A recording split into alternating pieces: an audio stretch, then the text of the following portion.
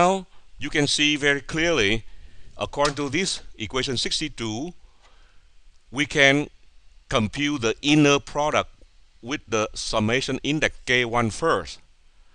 So that square bracket over there, we call it the innermost product between W and the function f. That product together, let's say we call it the intermediate vector f1. And then after that, if we multiply f1 with W term, then the product between those two terms, we call it f2. So as you can see, f2 should give you the value of the unknown c tilde as you compare with equation 62 over there. So to summarize it, if you look on the right hand side of equation 62, that will give you the procedure to compute first the intermediate vector f1, as I show you in the red color. Then after you compute f1, you multiply with w raised to the power of 4n1 plus n0, the whole thing times k0. That will give you the vector f2, which is supposed to be the same as the unknown vector c tilde on the left hand side of equation 62. So that is exactly what I show you on the next slide, which is right here.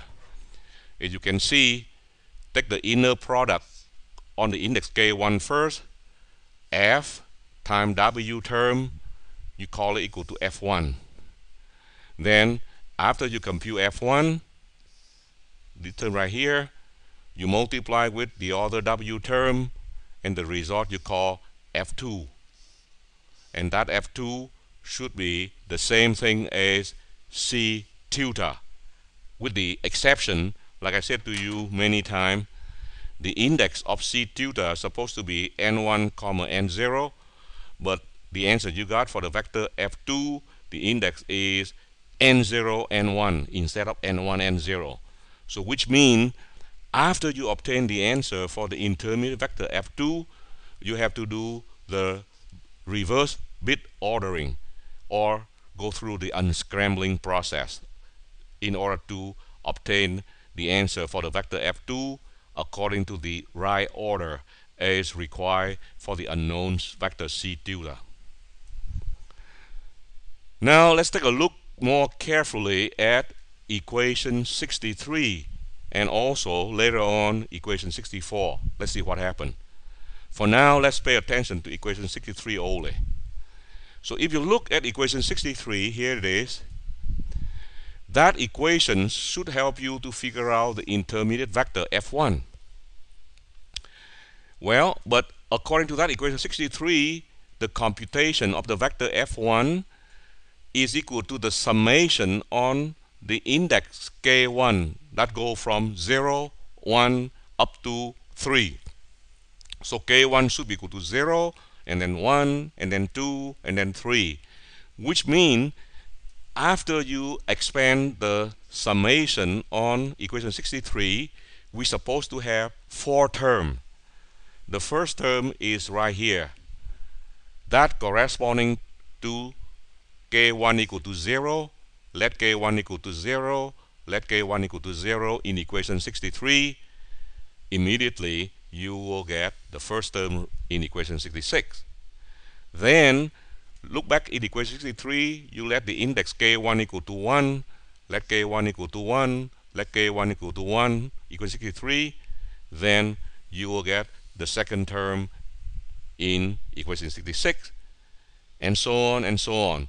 When you let the index k1 equal to 3 in equation 63, let k1 equal to 3, let k1 equal to 3, then you will get the last term in, as indicated, equation 66.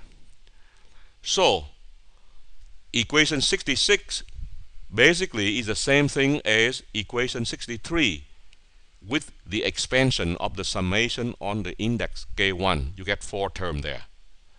So now obviously in order for you to figure out the value of the intermediate vector f1, that can be computed based on the pair of value n0, k0 that you want to consider.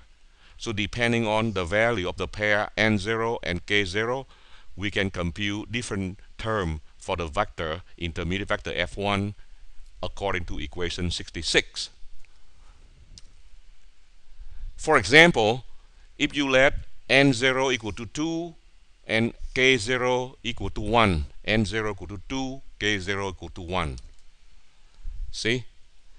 Let n0 equal to 2 and you let k0 equal to 1. Whenever you see k0, let it equal to 1. k0, let it equal to 1. k0, let it equal to 1. And n0 is equal to 2. So let n0 equal to 2. Let n0 equal to 2.